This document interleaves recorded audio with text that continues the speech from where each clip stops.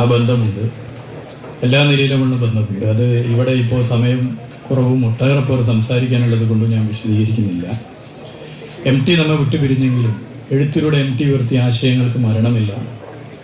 ഈ അനുശോചന യോഗത്തെ അഭിസംബോധന ചെയ്ത് സംസാരിക്കാൻ മന്ത്രി ശ്രീ AK ശശീന്ദ്രനെ ക്ഷണിക്കുക.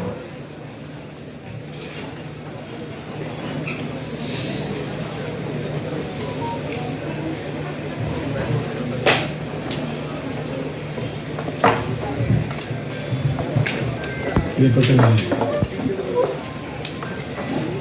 ഈ വൈകുന്നേരം നമ്മളൊരു മഹാവിസ്മയത്തോടെ ഇട പറയുകയാണ്. മനുഷ്യൻ്റെ വേദനകൾ, ദുരിതങ്ങൾ, നേട്ടങ്ങൾ ഇവയെല്ലാം MTയുടെ മനസ്സിന് മുറിവേൽപ്പിച്ച സംഭവങ്ങളാണ്.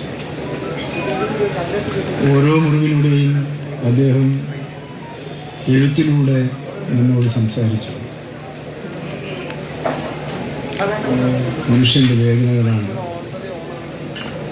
അദ്ദേഹം ഒരിക്കൽ പറഞ്ഞിട്ടുണ്ട്, എൻ്റെ നോവലുകളെല്ലാം കൂട്ടിച്ചേർത്ത് അതിൻ്റെ ആത്മകഥയാകും.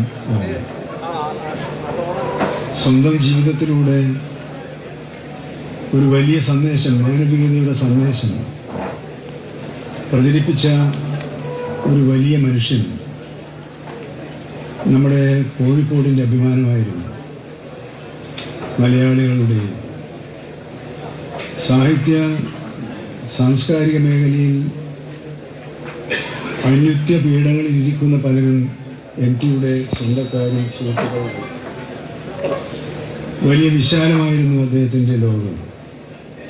ആ വിശാലമായ ലോകത്തിൻ്റെ ഒരു കോണിലിരുന്നുകൊണ്ട് കൂടല്ലൂർ എന്ന ഗ്രാമത്തിൻ്റെ ഭംഗി ആസ്വദിച്ചുകൊണ്ട് അവിടുത്തെ നന്മകളെയും തിന്മകളെയും സാമൂഹ്യ മാറ്റത്തിന് വേണ്ടിയുള്ള ഉപകരണമായി പ്രയോഗിക്കാൻ, ഇടപെടാൻ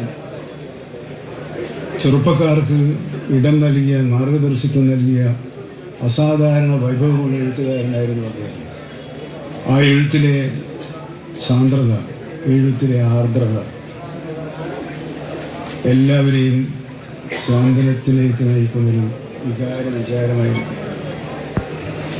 പല എഴുത്തുകാരും നമ്മുടെ ഈ കേരളത്തിലും ഈ കോഴിക്കോടും ഉണ്ടായിട്ടുണ്ട്. പക്ഷേ മൗനത്തെ വാചാലമാക്കുന്നതെയും മൗനം ഒരു പുനർജനിയുടെ തുടക്കത്തിലുള്ള വലിയൊരു സ്തംഭനമാണ്. മൗനം ഒരു തുടക്കം.